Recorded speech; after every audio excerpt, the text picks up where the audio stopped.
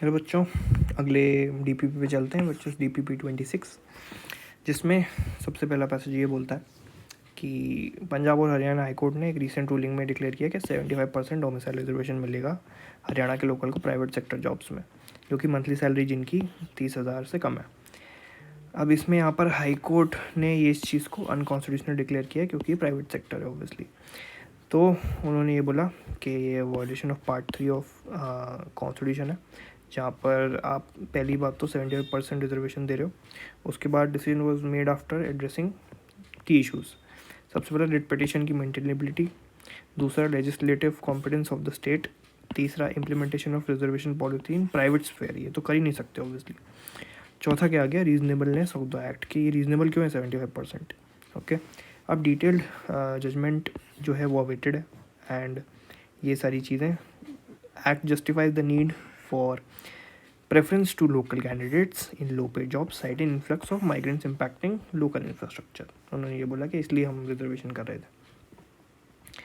यहाँ पर एक्ट ने चैलेंजेस फेस करे from petitioners including Faridabad industry association, और ये सब ऑब्वियसली बोलेंगे ही कि भाई जस्टिस इक्वालिटी फ्रेटर्निटी की बात हो रही है, यहाँ पर फंडामेंटल राइट्स की बात हो रही है, तो प्राइवेट सेक्टर पे कैसे अप्लाई हो रहा है सब कुछ। Okay, reservation obviously private sector पे अप्लाई नहीं होता है, तो यही सारी चीज़ें पूरे इस केस में भी बोली गई। इसका सबसे पहला केस देखते हैं क्या है। In response to the recent ruling by high court declaring the ये अनकॉन्स्टिट्यूशनल, एक private company Haryana XYZ corporation is hesitant to hire candidates from other states for its entry level position due to concern about potential legal consequences. The company is unsure whether it can freely recruit non-local candidates without violating any laws. तो अब आप legal reasoning लगाओ कि ये इसका situation क्या है। Is obligated to adhere, बिल्कुल नहीं, क्योंकि वो तो जजमेंट में हमने देख ही लिया।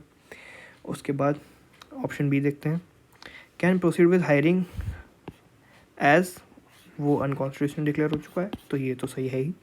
शुड सीक लीगल एडवाइस, उसकी ज़रूरत ही नहीं पड़ेगी। मस्ट वेट, उसकी भी ज़रूरत नहीं पड़ेगी, तो आंसर वुड बी बी।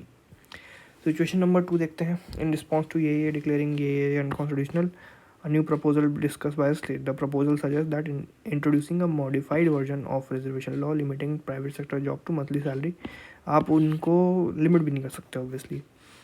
अब यहाँ पर क्या लीगल रीजनिंग और इस पर्टिकुलर चीज़ की कॉन्स्टिट्यूशनैलिटी है वो देखते हैं। Modification is likely to constitutional, बिल्कुल नहीं, क्योंकि सैलरी रिड्यूस कर रही है, आप नहीं कर सकते ऐसे bind. Is the modification is still unconstitutional any form of domicile की बात कहूँ, ये बिल्कुल नहीं हुई। The modification constitutional depends on whether it addresses specific issues raised bye high court in declaring the previous law unconstitutional, तो उसके basis पर होगी इसकी कॉन्स्टिट्यूशनैलिटी, क्योंकि the option recognises the need for case by case assessment, तो ये better लग रहा है बाकी सारे ऑप्शन से, क्योंकि अनकॉन्स्टिट्यूशनल तो ऐसे नहीं होगी और डायरेक्टली कॉन्स्टिट्यूशनल भी नहीं बोल सकते इस पर्टिकुलर चीज़ को। अगले क्वेश्चन पे चलते हैं। एक हाइपोथेटिकल सिचुएशन दे दी कि स्टेट लेजिस्लेटर ने रिसेंटली पास करा है law similar to Haryana state employment, जिसमें again requiring 30 in local candidates in private sector jobs again with a monthly salary below 40,000 rupees. अब उन्होंने वापस यही करा। अब इसमें बताओ कि स्ट्रॉन्गेस्ट लीगल रीजनिंग क्या होगी एम्प्लॉयर्स के लिए, चैलेंज क्या है। The law infringes upon the employers fundamental rights under article 14, तो हमको ये देखना होगा कि क्या ऐसा है,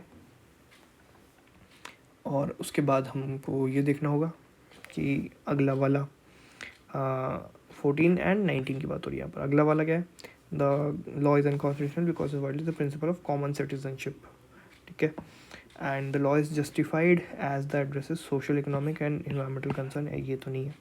the law is reasonable and constitutes valid excuse, 81 की कहीं बात ही नहीं हुई, तो इसीलिए ऑप्शन नंबर बी हो जाता है करेक्ट आंसर। उसके बाद अगला हम चलते हैं क्वेश्चन नंबर 4 पे। एक और हाइपोथेटिकल सिचुएशन दे दी कि state of X has recently passed a similar legislation, जिसमें X state employment of local candidates 2023 mirroring Haryana state employment of local candidates, again पूरा वही चीज़ छाप दी गई है।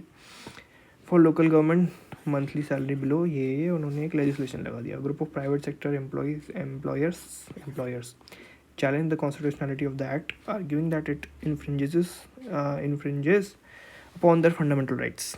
Which of the following legal reasoning options aligns with the potential outcome based on the Punjab and Haryana High Court's recent judgment? अब इसमें देखते हैं कि क्या सही ऑप्शन बनता है. तो सबसे पहले the act is likely to be upheld as it is as constitutional given the state's authority to regulate और benefit public interest regulate की कहीं कुछ बात नहीं हुई थी, तो ए ऑप्शन नहीं बनता है. दैट में be deemed unconstitutional as it imposes arbitrary and excessive restrictions. ये ऑप्शन सही लग रहा है. अब यहाँ पर डिपेंड करेगा कि एक्स स्टेट फेस क्या कर रही है माइग्रेंट इन्फ्लक्स का, ये कुछ फालतू बात नहीं है, तो इसकी रीजनिंग सही नहीं लग रही. ऑप्शन डी क्या बोलता है? The act is likely to be upheld as constitutional as the high court's decision specifically pertains to Haryana and may not set a binding president for other states. ये चीज़ तो ये भी सही नहीं लग रही, इसलिए आंसर क्या हो जाएगा? आंसर हो जाएगा बी. क्वेश्चन नंबर 5 अगेन एक सिचुएशन बना के दे रहा है कि स्टेट ऑफ हरियाणा जो है उसने क्या करा कि एफर्ट लगाए एड्रेस करने के लिए जिसमें perceived challenges arising from influx of migrants enacted Haryana state employment act, जिसमें अगेन उनको 75% डोमिसाइल देना है प्राइवेट सेक्टर जॉब्स में below 30,000 and Punjab Haryana declare किया उस चीज़ को अनकॉन्स्टिट्यूशनल. अब इसको आप करोगे वापस, ये वही चीज़ उन्होंने रिपीट करी थी. तो हम देखते हैं private company operating in Haryana refuses to hire qualified candidates who are recently move to the state for a monthly salary of 25,000, citing the now invalidated Haryana Employment of Local Candidates Act.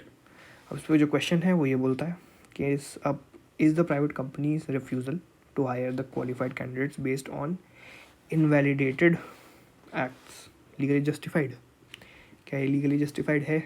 हमको ये देखना है. तो question number option A बोलता है yes because the act was in force when the company made the hiring decision.